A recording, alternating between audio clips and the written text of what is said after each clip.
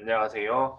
주간 시황을 먼저 찍고 내용 텍스트를 조금 더 보강을 했습니다. 21년 10월 31일 주간 시황에 이은 주간 주요 이슈를 정리해 보도록 하겠습니다.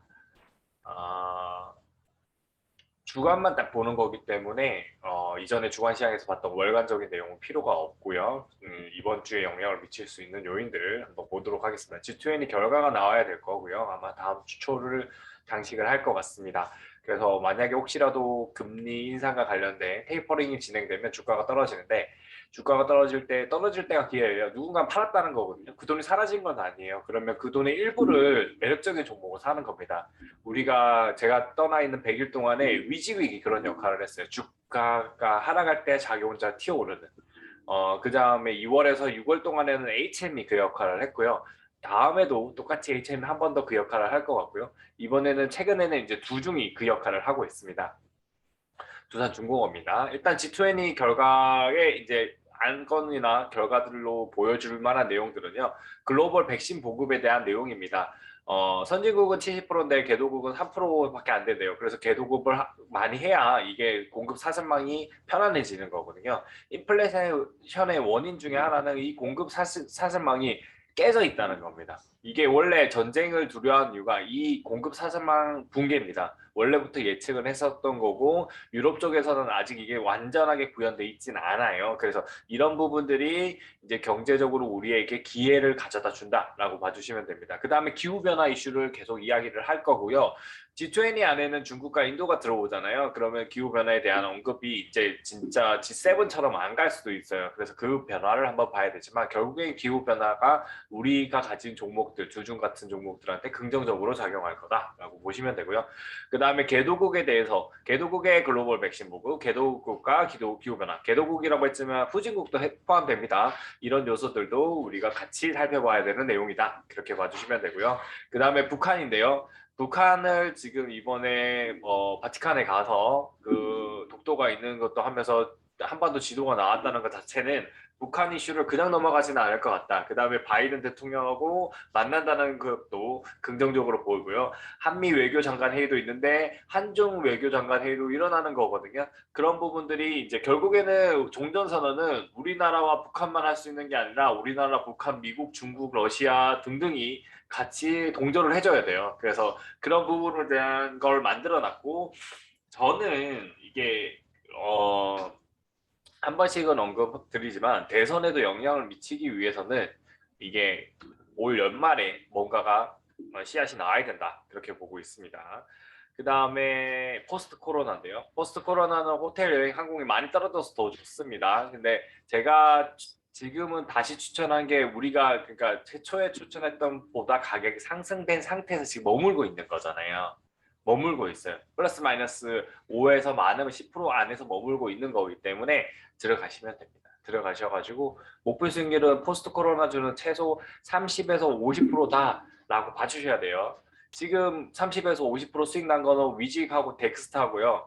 H&M도 지금 다시 내려왔기 때문에 안 된 거예요. 그래서 위직하고 덱스터밖에 안 이루어졌고 나머지 종목은 여기 지금 말씀드린 종목에서 그나마 올라간 종목이 없다. 그나마 하이브가 이제 50%가 될랑 말랑 하는 거죠. 27만 원 이하의 50%니까 약 40만 원 정도가 50% 보거든요. 그래서 하이브는 다음 주부터는 일반 종목으로 내릴 가능성이 높다. 그렇게 봐주시면 됩니다.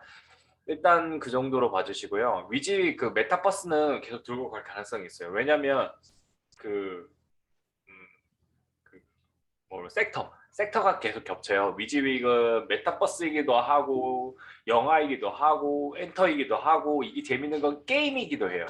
무슨 말이냐면 요즘에 게임이 진짜 실감 나고 3D가 잘 구현돼 있거든요. 그러면 그거를 만들기 위한 세계로 바뀌는 겁니다. 그러면 그걸 구현하기 위한 컴퓨터가 또 필요한 겁니다.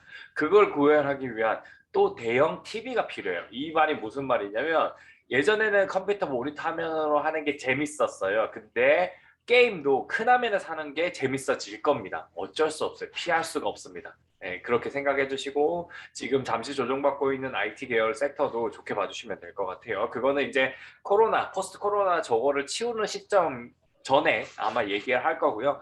여기서 이제 섹터가 빠진다고 했죠. 엔터 쪽에서 일부 특히 연예 기획사 같은 거는 다 빠질 겁니다. 그래서 그렇게 봐주시면 될 것 같아요. 그리고요, 미국 시장 뷰는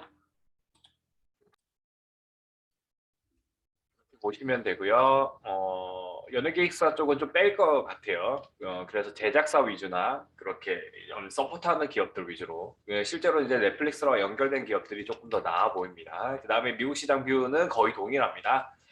차이는 별로 없고 이제 확정적인 날짜 월이 나오는 거죠. 테이퍼링이 다음 달로 거의 예정돼 있기 때문에 그렇게 보시면 될 것 같고요. 테이퍼링 시작이요. 그 다음에 백신 및 코로나입니다. 백신 접종률이 결국에는 중요하다라고 봐주시면 될 것 같고요. 그거 이제 좀 이따 살펴보도록 하겠습니다. 뉴딜 국외와 국내에서 그린 뉴딜이 더 좋아서 이제 순서를 바꿔놨는데 여기는 아직 수정이 안 돼 있습니다. 그린 뉴딜을 좋게 보시면 되고요.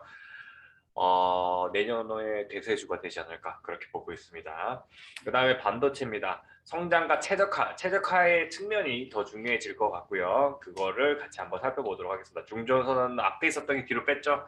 이게 한다고 말을 나왔기 때문에 언제 할지를 모르는 거예요. 갑작스럽게 하지는 않을 건데 지금부터 준비를 해야 임기 내에 마무리가 될 겁니다. 임기 내에 마무리를 하는 게 좋은 게 다음 정권에 피해를 안 주는 거예요. 이거는 저는 우리나라 성장을 위해서는 북한과 어떻게든 협력을 해야 된다라고 보는 거고요. 근데 미국의 입장에서 봤을 때는 이 북한이 베트남 다음 카드일 것 같아요.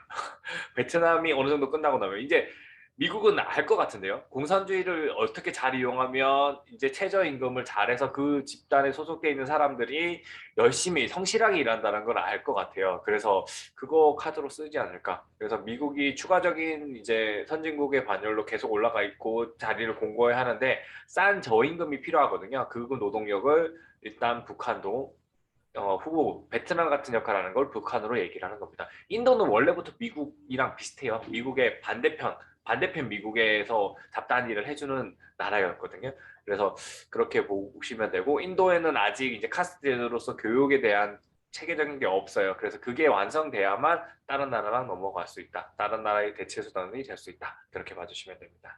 그 다음에 신흥국 신용위험 이거 똑같이 확인해 볼 거고요. 빠진 것처럼 보이지만 실제로 빠지지 않았습니다. 그 다음에 22년 경제 전망 지표만 잠시 확인하시면 될 것 같습니다. 그 다음입니다. 글로벌 백신 보건 기후변화 개도국 북한인데요. 여러 가지 뉴스를 봤는데 그냥 키워드만 넣어놨어요. 글로벌 백신인데요. 기존 국내 백신 치료제 개발 기업은 이제 신규로 하는 기업들이 수혜 가능하고요. 기존에 있었던 기업들, 삼바랑 SK 바이오사이언스는 지속적으로 안정적으로 마진이 나오는 거죠. 그게 큽니다. 그러면 운 좋으면 내년도에도 백신이 계속 보급되는 측면이 나오면 바사나 그 다음에 셀트리온은 조금 애매한 거고 치료제는 한계가 있거든요. 실제로 이제 백신이 나오면 치료제는 한계가 될 수밖에 없는 거고요. 근데 그 백신이 이제 보급하는 삼바 같은 경우에 이제 가장 큰 이익을 이제 만들어낼 수 있습니다. 아마 1등일 거 맞을 것 같은데 두 기업이 이제 이렇게 보입니다. 그다음에 그 기업들이 이제 백신이 어느 정도 이익이 나오기 전까지는 바이오 관련 다른 기업들, SK 바이오팜 같은 기업들도 그렇게 급등이 나오긴 힘들지 않을까 그렇게 보고 있습니다. 그다음에 기후 변화는 화력 발전, 신재생 에너지, 소형 원전인데요. 실제로 이제 기후 변화의 중요한 거는 탄소 배출인데 탄소 배출을 줄이는 건 화력 발전소도 있고요. 그다음에 조선소도 똑같이 영향을 미치고 조선폐 그러니까 해운도 영향을 미칩니다. 그래서 그거를 다 바꿔야 되는데 어차피 해운사는 선진국에서 대부분 운영을 하기 때문에 이제는 이제 LNG로 선으로 이제 바뀌는 걸로 같고요. 그래서 조선이 좋다는 거고요. 화력 발전이 이제 메인인데요. 왜냐하면 후진국 같은 경우에 화력발전소 하나가 큰 역할을 해요. 우리나라도 성장할 때 성장 동력은 화력발전소였다라고 보시면 될 것 같고 그 다음에 고리용 원전같이 원전이 처음에 만들어지면서 안정적인 전력 공급이 중요하고 싼 전력 공급을 통해서 우리나라의 대기업들이 성장을 했거든요. LG전자나 뭐 삼성전자, 현대차 다 그렇다고 보시면 되고요. 그런 거 봤을 때 이거를 화력발전소를 짓지 못하게 해야 돼요. 그러니까 후진국과 개도국이 그러면은 녹색기금을 통해 가지고 개도국 중에서 말 잘 듣는 기업이겠죠. 결국에는 누군가의 말을 잘 듣는 기업 나라를 소형 원전을 보급해 줌으로써 컨트롤할 수 있는 거죠. 소형 원전의 원료만 공급 안 하게끔만 딱 하면 됩니다. 이거는 기술력이 상당히 필요한 부분이기 때문에 특히 이제 후진국 같은 경우에는 따라잡기 힘들죠. 그러니까 관리를 하고 거기서 발생하는 전기세 일부를 투자는 녹색 기금이 가져가면 돼요. 그러면 선순환 구조가 막 나요. 마치 뭐냐면 우리나라 고속도로가 활발하고 사람들 여행을 잘 다니잖아요. 자유를 주는 대신에 뭐냐면 톨비를 내잖아요. 톨비로 고속도로가 계속 증가되잖아요. 그런 일이 충분히 가능할 거다라고 보고 있습니다. 그러면 어, 지금 두중의 가격은 지금 가격이라고 할 수가 없는 상태가 벌어지는 겁니다. 그 다음에 개도국과 후진국 지원 똑같아요. 화력발전소고요. 후진국한테 또 필요한 게 뭐냐면 개도국도 필요하지만 담수화 시설이에요. 특히 아프리카 같은 경우에는 물을 깨끗한 물을 찾기 힘들거든요. 담수화 시설의 1등 기업이 어딘지 찾아보시면 될 겁니다. 예, 원전과 담수화 시설 같이 적어놨으니까 그냥 말씀드리면 두산중공업이에요. 그것도 같이 연결해서 보시면 되고요. 그다음에 신재생 에너지 기업이 지금 다 내려와 있지만 추가 상승이 가능하다라고 봐주시면 됩니다. 그다음에 북한의 정전선으로서 이거를 분위기를 만들고 있고 그거에 대해서 중국이랑 러시아, 미국 이런 기업들 나라들하고 다 협상을 하고 있는 거기 때문에 여기서 지금 가격이 다 바닥을 찍어놨어요. 그래서 특히 현대로테오 같은 경우에요. 그래서 대북주로서 대응을 약간 해주시면 좋을 것 같아요. 포트에서 한 20분의 1 정도는 담아서 이제 반응을 보시면 좋을 것 같습니다. 대북주는 H&M이 있기 때문에 굳이 다른 건 찾지 않습니다. 저는. 자, 포스트 코로나 현황인데요. 포스트 코로나 현황에서 호텔 업종은 22년까지 가능할 것 같고요. 여행 호황이고 국내 여행만 호황인 게 아니라 외국인 사람들이 해외여행하고 들어올 거예요. 그래서 해외여행이 얼마나 들어온지까지 체크하시고 파시면 딱 될 것 같아요. 외국인 국내 관광 카지노 동계올림픽 연결돼 있고요. 카지노는 중국에서 딱 셧다운 시켜놨거든요. 그래서 그 부분이에요. 카지노는 약간 돈 많으신 분들이 쓰러 가는 거랑 똑같아요. 그렇기 때문에 중국 입장에서는 지금 구조조정, 그냥 자기의 공고화하기 위해서 대중의 지지를 받기 위해서 대기 오너들을 족치고 있죠. 그렇게 보시면 되고요. 물가 상승이 있기 때문에 호텔의 하루 숙박 비용이 코로나 이전에 20만 원이었던 게 지금 한 26만 원, 7만 원 정도까지 약간의 인플레가 발생을 했습니다. 그거는 가시는 분들만 알 수 있는 거고요. 그래서 긍정적으로 보이고 향후 외국 관광객이 더 오면 이건 그냥 올라갑니다. 네, 그렇게 봐주시면 됩니다. 그다음에 여행 업종인데요. 백신 여건으로 우리나라는 진짜 빅이에요. 빅. 지금 안 그래도 우리나라가 코로나 잘 대응한다고 우리가 수치로 나와 있잖아요. 수치가 깡패입니다. 어쩔 수 없어요. 나라를 믿는 거는 수치 앞에 지는 거죠. 근데 웃긴 거는 일본처럼 저렇게 수치가 알려면 안 돼요. 저기는 그 검사자 수가 너무 확 줄어버려가지고요. 네, 그렇게 봐주시면 되고요. 국내 수요 상승 중이나 4단계로 이제 11월 이후 본격 성장이 가능하다고 보고요. 중국인 관광 재개가 되는 게 중요하고 동계올림픽도 저번 주까지만 해도 부정적이었는데 이번에 G20에서 돌파구를 찾아야 됩니다. 중국이. 그래서 그나마 괜찮아지는 거고 여행 업종도 호텔 업종도 결국에는 수치다. 그렇게 이해를 해주시면 되고 우리나라는 1000 이하. 그 다음에 전 세계에서도 그 정도 우리나라 1000 이하에 상응하는 수준의 확진자가 감소가 된다면 긍정적이다라고 봐주시면 됩니다. 우리나라만 1000 이하가 되고 외국에는 1000 이하가 안 되고 확진자 안 되면 결국에는 외국에 백신 맞은 사람들 들어올 거거든요. 그걸 긍정적으로 보시면 될 것 같습니다. 항공업종이고요. 이거는 지금은 조정이에요. 저는 항공업종을 좋게 보는 이유는 이게 이제 이벤트가 계속 꾸준히 나와요. 꾸준히. 이제 위성 발사를 거의 한 3, 4개월에 한 번씩 할 거고 그 다음에 KF-21도 이제 납품을 할 거고요. 그 다음에 항공 여객이 이제 증가가 될 겁니다. 해외여행이 11월, 12월부터 이제 진행을 하는 거거든요. 모객을 하는 걸로 알고 있어요. 사이판 감 같은 데는요. 그리고 이제 겨울이 되면은 아무래도 우리나라에서 골프 치기 힘들 거라고 생각하기 때문에 제주도나 혹은 해외로 나갈 것 같아요. 그리고 베트남이라든지 동남아에서도 그런 사람들을 받기 위해서 특히 우리나라 같은 경우에는 백신에 대해서 백신 여권의 역할을 제대로 만들어낼 것 같습니다. 그래서 그런 부분들을 긍정적으로 보시면 될 것 같고요. 항공 제조 분야도 딸려서 같이 가는 거죠. 그리고 우주의 아르테미스 계획에 우리도 합류가 되어 있기 때문에 우주선 개발이 2030년이긴 하지만 기본적으로 그 전에 작은 소형 우주선 같은 게 만들어질 수 있다고 보시면 될 것 같습니다. 그다음에 영화 업종인데요. 위드 코로나 신작, 그다음에 천만 관객 극장 방문 수요가 증대가 될 것 같고요. 제일 최대 수요인데 실제로 이제 확진자가 늘다 보니까 이제 문제가 발생하는 거죠. 서울하고 경기에서 줄어야 돼요. 서울 경기가 줄면 자연스럽게 코로나 확진자 수가 줄 수밖에 없겠죠. 제가 보기에는 CGV가 지금은 제일 좋아 보여요. CGV가 제일 좋아 보이고 쇼박스는 사면 안 되고요. 다 팔아야 되는 시점이고요. 한 번 더 살 기회를 줄 거예요. 근데 쇼박스는 언제나 20분의 1이나 10분의 1 안에서만 놀아요. 저는 20분의 1로 관리하는데 30분의 1로 관리해요. 솔직히. 30분의 1 정도로 박스권 대우를 하고요.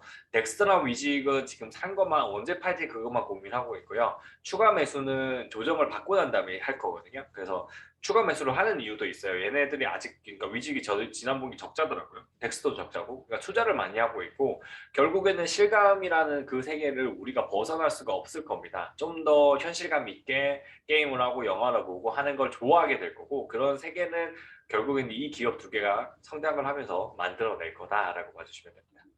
해운 업종입니다. 물동량 물건이랑 오일 가격, 오일 가격이 올라갈 거라서 이제 저는 긍정적으로 보고요. 운임이 정체가 되고 있어요. 운임 정체가 되고 있고 그 건화물이라고 하죠. 철강석이나 그런 거 옮기는 거는 떨어졌습니다. 일단은 그런데 이것도 결국에는 조선업종이 가면서 같이 따라갈 거다. 그리고 관심 있는 거 아직 말씀을 제대로 안 드리는 종목인데 여기서 하나 올릴 거예요. 알루미늄 제조회사 글로벌 회사를 찾고 있거든요. 그래서 결국에는 나르는 드론이 확장되면 드론 자동차가 성장하게 돼요. 그러니까 2030년까지 우리가 넉넉히 있을까요? 전기차하고 자율주행하고 그럼 끝날까요? 아닐 것 같아요. 2030년 언저리쯤 전에 25년 이후에는 나르는 드론 차에 대한 이야기가 나오지 않을까라고 보고 있습니다.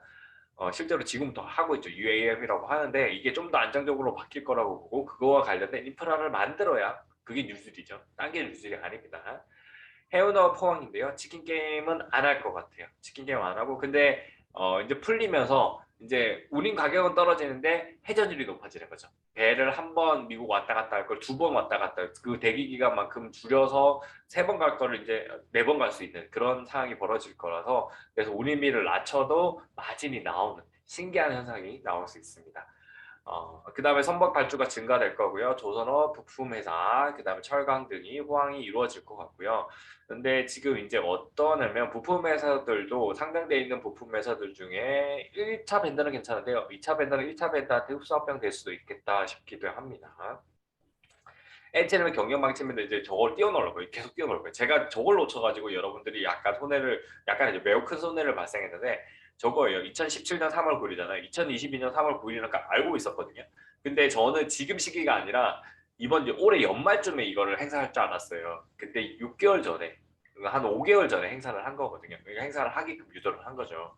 왜냐면 이익이 확실히 됐을 때 지금의 적자를 줄여서 이익으로 전환을 해야지 1, 4분기는 아직 가정 중에 아니잖아요. 저는 근데 내년도 내내 해운업은 다 최소 5천억 이상의 순이익이 발생할 거라고 보고는 있거든요.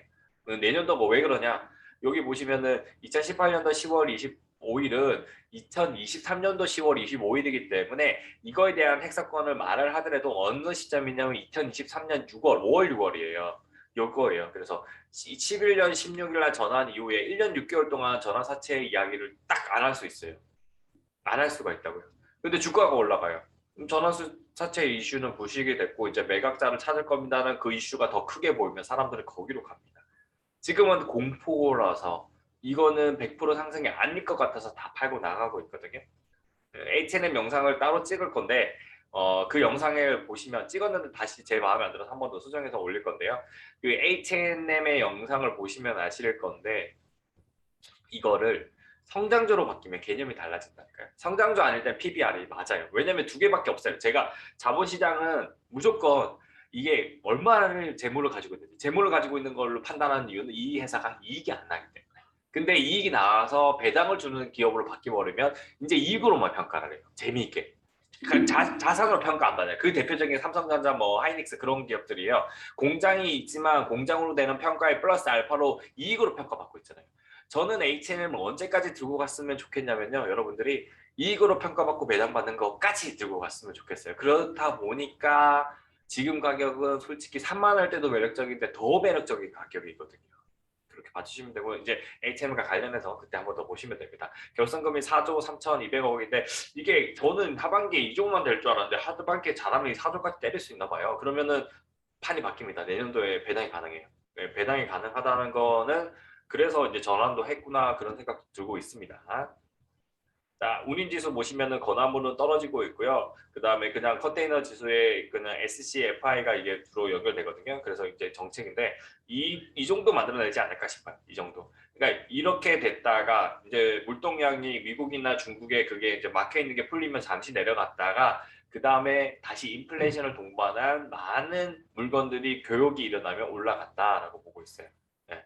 재밌는 거는 우리나라에서 지금 아마존이 터졌죠. 아마존이 열리고 11번가 연계해서 하기 때문에 사실상 아마존에 있는 물건들이 우리나라로 많이 오고 중국이나 동남아에서 생산하는 물건들도 배를 타고 옵니다. 그러면 결국에는 이 배를 타고 오는 거에 대한 결과가 긍정적으로 나오는 거죠. 그리고 여러분들이 생각하는 거는 지금 100만 TU가 안 돼. 우리나라가 다 합하면 150만 정도밖에 안 될 거고요. 일본이 150만 TU인데 일본은 물동량이 그렇게 많지 않고 대만만 봐도 200만 넘어가죠. 물론 섬나라 국가들이긴 합니다. 그래서 저는 이게 200만까지 여기 중국 바로 밑에 200만 독일에 준할 정도까지 그러니까 H&M만 딱 나놓고 보면 저는 한 150만, 140만 정도까지 가야 된다고 보거든요. 이 손목량을 만들어낼 수 있냐 없냐가 이제 실질적으로 우리가 H&M을 투자를 끊냐 안 끊냐 그거랑 연결된다라고 봐주시면 됩니다. 이 선봉량이 여기서 머물면 매력적이지 않아요. 근데 이 선봉량을 100만으로 넘기겠다는 게 이게 우리나라에서 일관적으로 해운 업계에 종사하시는 분들 일관적으로 주장하는 바이기 때문에 제가 봤을 때는 충분히 가능하고요. 이거와 더불어서 그 냉전을 마감시키는 종전선언과 그 다음에 개성공단, 그 다음에 북한이랑 연결되는 철도 그런 것들이 만들어지면 해운 물량은 더 늘어날 겁니다. 그거를 연결할 수 있는 기업이다 라고 봐주시면 됩니다. 지금은 감해도예요. 자, 조선업종입니다. 조선업종은 신재생 에너지 정책이랑 연결돼서 LNG 선박 수소선박 이거는 실제로 수소선박이 제대로 막 상용화가 제대로 돼. 지금 LNG 선박 발주 나온 것처럼 상용화 되는 게 2030년 보고 있더라고요. 근데 아시잖아요. 기술이 2030년 예측하면 요즘에는 얘가 돈이 된다고 하면 다 땡겨서 경쟁적으로 합니다. 경쟁적으로 할 수밖에 없고 얘가 힘든 건 아니고요. 그러니까 수소를 포집하는 기술에서의 문제라고 보시면 되고 저장하는 기술이라고 보면 되는데 일단은 이거와 연결된 회사이기 때문에 H&M이 실제로 이 수소를 소비하는 기업이잖아요. H&M이. 그러면은 수소 경제를 노리고 있는 기업들이 들어올 거예요. 저는 H&M이 그래서 중소 선박 회사한테 안 넘어간다고 봐요. 걔가 물론 유공 같은 일이 있지만 우리 대형 기업들이 그러지 않을 것 같은데 포스코, 현대차, 현대중공업 이게 조선업종에서 거꾸로 먹든지 아니면 현대차가 수소차랑 연계를 해서 수소 단가를 딱 낮춰버리면 전기차한테 이길 수가 있거든요. 그리고 전기차 배터리를 이제 중국에서는 교환제로 한다면서요. 그러면 재밌는 게 무슨 일이 벌어지냐면 그 전기차 배터리를 생산하는 그거를 수소에서 다 만들어 줄 수도 있어요. 그러니까 이게 참 묘한 결과가 나올 수가 있습니다. 네, 그렇게 봐주시면 되고요. 아예 수소 소형 발전소 같은 데서 운영을 해서 거기서 전기를 에너지 전환해서 넘기는 것도 조금 비싸게 나올 수도 있고 수소차로도 똑같이 그 바꾸는 걸로 바꿀 수도 있습니다. 조금은 이제 그런 게 필요하고요. 삼성전자 같은 경우에 이제 호재가 또 나올 거예요. 나오는데 그래서 단기 급등이 나왔다가 유상증자 상장일이 11월 19일이에요. 그러면 주식수가 늘 거 아니에요. 그러면 주식수가 늘어나는 것 때문에 주가가 떨어질 수는 있다는 거 그거 생각해 주셔야 됩니다. 근데 그때랑 가격이 똑같아요. 5,130원이었는데 그때 거래가가 900원이었어요. 6,000원 선에서 마무리는 될 수 있다. 그러니까 지금은 6,600원, 6,700원, 7,000원까지 올라갔다가 6,000원까지 다시 내려올 수도 있다는 거를 염두에 두시면서 삼성중공업을 막 사는 거는 좀 힘들다. 이렇게 봐주시면 될 것 같고요. 5,900원까지 또 떨어질 수 있다고는 생각해요. 그게 이제 충격처럼 탁 내려오거든요. 스칼라처럼. 근데 그게 이제 상당히 그 인근에서 그렇게 사시는 게 낫지. 지금 이게 지금 이제 그 개인 투자자도 그렇고 유상증자 한다. 나도 유상증자 참여해야지. 지금 들어오시는 분들 있어요. 유상증자의 시스템을 모르니까. 여러분들이 이 유상증자를 해보셔야만 그렇게 투자를 안 하시게 되는 겁니다. 그래서 꼭 이건 홀드해서 가시고요. 그다음에 올 가격 높아하고 있어요. 삼성중공업이 가지고 있는 주식 5개가 큰 역할을 할 겁니다. 그러면 얘는 15,000원에서 2만원까지 보시면 될 것 같고요. 엔터 업종에서 메타버스 생각해 주시고 메타버스에서 엑기스는 하이브, JYP, 그 다음에 로블록스를 하면 거기 가서 놀이터처럼 움직일 수 있는 거죠. 그 다음에 CG 메타버스라고 해서 덱스터 위지 이런 것도 좋고 감매수 구간이라고 보시면 됩니다. 하이브랑 JYP는 이제 내릴 거예요. JYP는 원래부터 내려가 있었고요. 하이브는 내릴 건데 아마 다음 주에 내릴 것 같아요.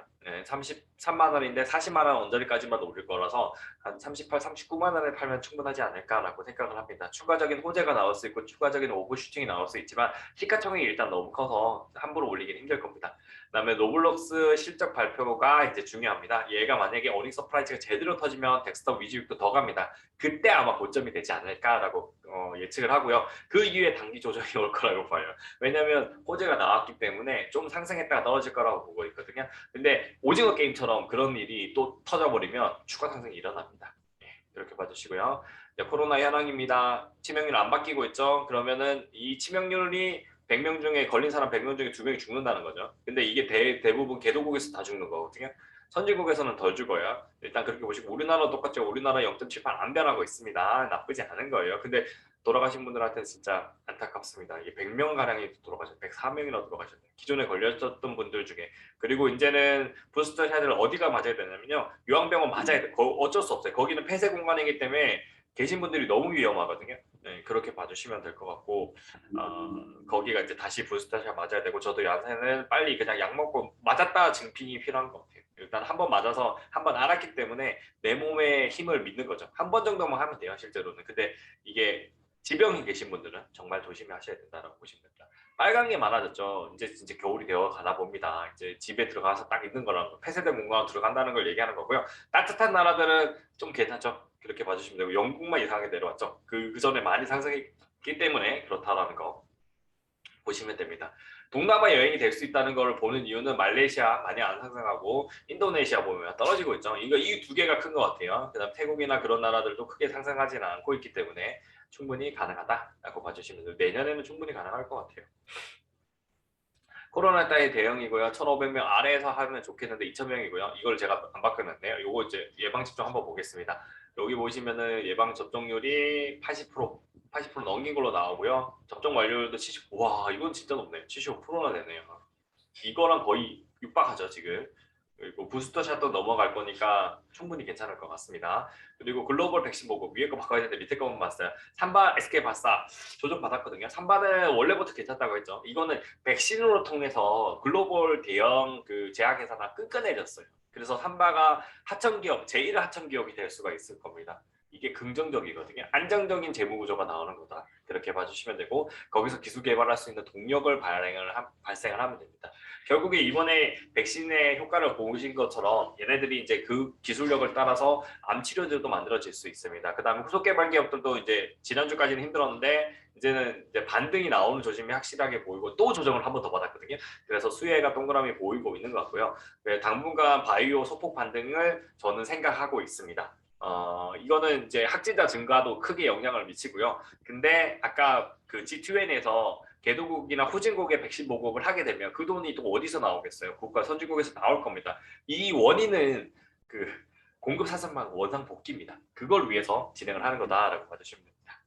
자, 미국의 증세안은 동일하고요. 크게 바뀐 건 없고 내용은 줄어들고 양적 완화를 이제 진행하겠다. 그게 보시면 됩니다. 정부 부채 확대는 기정사실화돼 있는데 12월 초에 한 번 더 쭉 떨어질 수 있겠죠. 한다 만다 그런 소리 해가지고 쇼맨들 들어올 겁니다. 그거 꼭 기억해 주시면 됩니다. 그 다음에 11월에 그냥 시작한다. 그렇게 다 읽고 있고요. 백신 접종률이 바뀐 건 없는데 여기서 1% 정도 상승했어요. 이거 좀 제발 좀 70% 정도 넘어가면 좋겠는데 이거는 뭐 자유의지랑 연결되긴 한데 수치는 높여줄 수는 있잖아요. 그렇게 봐주시면 됩니다. 자, 그 다음에 반도체입니다. 반도체는 3,484가 정고점인데요. 저는 돌파할 거라고 봅니다. 이거가 커요. 가장 이 5가지 중에서 제일 큰 게 가격 결정 기업이 많다는 거예요. 그러니까 뭐 애플이든 구글이든 뭐 팡도 그렇고요. 그 다음에 뭐 마이크론이라든지 뭐 그 텍사스 인스트루먼트라든지 자기가 만든 제품을 가격을 팔 수 있는 권한을 어느 정도 가지고 있어요. 지금 단지 이제 디램 가격 이제 8기가짜리가 지금 실감 영상을 감당을 못하고 6G 감당 안 되거든요. 그러니까 대용량을 감당을 못해요. 그럼 16기가로 넘어갈 수밖에 없어요. 2배가 돼야만 1년 동안 버틴다는 겁니다. 그런 체계라고 보시면 되고 이 사이클은 계속 일어납니다. 그걸 기억하셔야 되고요. 나머지는 계속 했던 말씀이기 때문에 그대로 그 정도만 보시면 됩니다. 그 다음에 그린 뉴딜, 그린 뉴딜이 이제 두산중공업이고요. 소형원전도 연결되고 그 다음에 이거 그거죠. 담수화 시설까지 연결해서 보시면 되고요. 건축 안전에 대한 비용은 증가됩니다. 이거는 이제 우리나라가 민주주의가 되어가지고 더 많은 목소리를 듣게 되었죠. 그러니까 그래서 사건 사고가 일어났을 때 숨겨지지 않을 거예요. 그러면은 이게 다 보여질 거고요. 그 다음에 해외 그린 뉴딜은 사실상 불가능하고 전통적인 뉴딜이 발생할 거다라고 봐주시면 됩니다. 자, 그 다음에 종전선언인데요. 이렇게 종전선언 논의하는 거 조선일보에서 나왔는데 BC에서 한국하고 미국. 저는 아까 말했죠. 경제적 관점에서 미국이 본다면 베트남을 다 쓰고 북한을 열어야 돼요. 그러면은 한 2, 3년 정도 더 있다 가는 게 맞아요. 약간. 근데 종전선언을 해줄 수 없죠. 네, 딱 그래요. 그래서 이제 기대반 현실반인데 실제로 상승폭이 더 올 거다. 그러니까 개성공단 여는 것도 지금이 아니라 한 2025년 이후에 다음 정권이나 그 다음 정권에서 다음 정권이 힘을 가지기 위해서는 국회를 한번 잡아야 되니까 그때 이제 그 정권이 북한하고 관계를 해서 힘을 잡아도 되거든요. 어떤 정부든 간에. 그렇게 보면 좋을 것 같아요. 이건 피할 수가 없어요. 미국에서 원하는 바일 수도 있고 그렇게 함으로써 중국을 약간 더 괴롭힐 수 있거든요. 중국은 지금 전선이 동북아에서 대만하고 북한하고 두 개잖아요. 북한 전선이 사라져버리면 좀 골치가 아플 거예요. 그리고 중국, 북한 쪽에 계신 분들도 중국은 지금 도와준 건 알고 있는데 그 삶의 질을 봤을 때 우리나라 쪽을 더 좋아하는 걸로 알고 있습니다. 근데 이게 대놓고 말을 못하는 거죠. 그 다음에 연방의원들이 이렇게 종전선언을 촉구하는 게 19, 29일 날 나왔고 그 다음에 중국하고 회담했고 그러니까 전반적으로 미, 중, 너, 그 다음에 일본까지 낑겨서 일본은 낑긴다는 표현을 많이 미국이 제일 중요해요. 미국이 고 하면은 일본 따라가는 거고요. 미국이 고 안 하면 일본은 안 따라가요. 일본은 솔직히 반대를 할 겁니다. 네, 일단 그 정도로 보시면 될 것 같고요. 종전선언 이후에 평화선언으로 넘어가야만 전체적인 지수 자체가 올라갈 수 있습니다. 이거 하는 동안에 주가가 막 빠지는 일은 없을 거다. 그렇게 봐주면 그러니까 지수가 그렇게 보시면 됩니다. 자, 7 이제 이건데요. 터키는 이렇게 빠졌는데 447까지 10월 28일이 447이죠. 그러니까 CDS 프리미엄이 55보다는 살짝 떨어졌다라고 보시면 되고 지난주에 많이 심각했다라고 보시면 됩니다. 브라질은 올라가고 있죠. 브라질 쪽, 그러니까 남미가 위험하다라고 보시면 될 것 같고요. 잠재지역국은 베트남은 줄어들고 있죠. 베트남은 이제 살아나고 있다라고 보시면 되고요. 인도도 그렇고 인도네시아 이쪽에 동남아 지역은 괜찮아지고 있습니다. 한율 같은 경우에 남아공 인도네시아의 통화 가치가 절상을 함으로써 이제 중심으로 하락을 하고 있는 거고요. 근데 기본적으로는 이런 기업들이 금리 인상기에 얘네들도 우리나라보다 더 못한 형편이라고 보시면 돼요. 매번 말씀드리지만 경제가 우리나라 이렇게 무너지면 전 세계가 다 헤쳐버리는 거고요.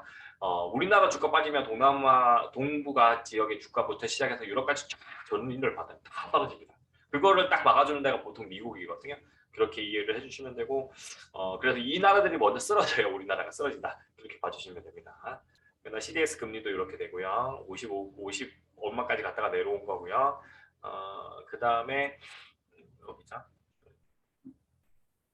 터키가 이렇게 돼 있고요. 그 다음에 우리나라와 일본이 우리나라가 훨씬 더 많이 떨어졌죠. 네. 더 떨어지다 보니까 일본을 넘어서겠네요. 일본 넘어서는 건 상징적인 의미가 큽니다. CDS 금리. 그러니까 우리나라보다 일본이 먼저 쓰러질 거야 그렇게 본다는 거거든요. 충분히 가능한 시나리오인 게 올림픽 했잖아요. 올림픽 하면 그 다음에 별로 안 좋아해요. 근데 이거를 걔네들이 돈 찍어내서 맞거든요. 일본도. 그러니까 미국의 용인의 하에 막는 건데 어느 정도까지 될지는 이제 봐야 될 것 같습니다. 이제 파란색인 국가들이 좋은 거예요. CDS 금리는 낮은 게 좋다. 그렇게 봐주시면 될 것 같습니다. 세계 경제 전망인데 이게 교역량 보시면 그대로 유지한다는 거예요. 이 정도 2022년에도 올해만큼보다 조금 떨어지는 거지 나쁘진 않다는 거예요. 그리고 이제 말씀드리는 게 내년에는 이제 그 서플라이 체인이 좀 해결되면 그리고 항만에서의 그 일자리에 일하는 사람들이 늘어나게 되면 이제 3번 배갈 걸 4번 배가면서 운임 지수는 가격이 떨어진 거예요. 그러면 교역량이 더 늘어납니다. 예. 이제 사람은 망각의 동물이라서 운임지수 가격에 수출하는 기업들은 거의 다 인식이 저 정도 나가는구나 인식이 돼버려요. 원달러 환율이 올라가 버리면 그게 지금 1175원이 인식이 되는 거랑 동일하다. 이렇게 봐주시면 됩니다.